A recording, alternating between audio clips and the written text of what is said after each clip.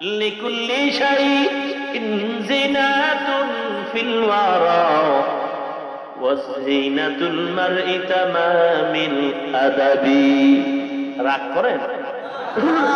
জাতিবের প্রতি একটু টান থাকবে, কি কর থাকবে না?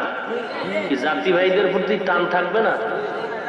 এ নবীর উম্মত, কারোর সাথে দুশ্মনী নয়, ও মুসলমান, বুঝাবার জন্য বলছি। আমি যে টুপি মাথায় দিয়া জান্নাতের রিজার্ভ টিকিট নিছি এমনটা না।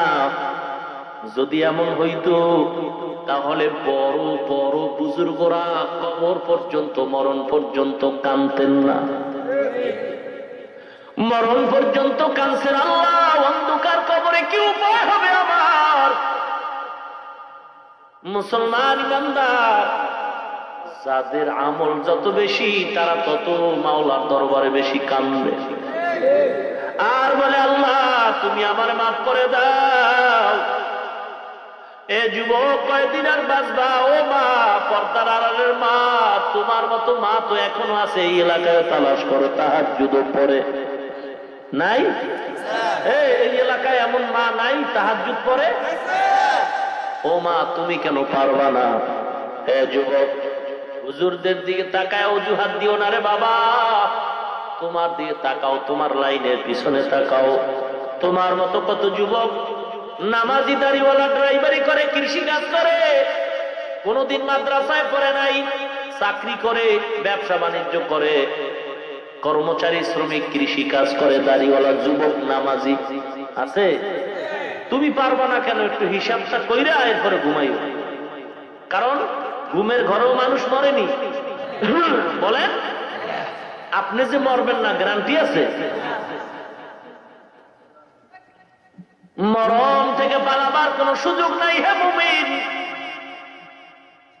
এ যুবক ভাই, হেদায়েতের মালিক কে? মান ইয়াহদিহিল্লাহু ফালা মুদিল্লা লাহু ওয়া মান ইউদ্লিলহু ফালা হাদিয়া লাহু। হেদায়েতের মালিক আল্লাহ, রিজিকের মালিক কে? ওয়া তারযুকু মান তাশাউ বিগাইরি হিসাব। রিজিকের মালিক একমাত্র আল্লাহ। সম্মানের মালিক কে?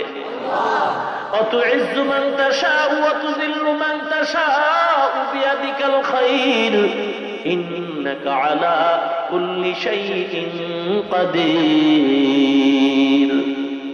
হায়াতের মালিক কে? মৌতের মালিক কে? এ বান্দা সাবধান, কত মানুষ হঠাৎ মরে, হঠাৎ মরে, তুমিও মরবা।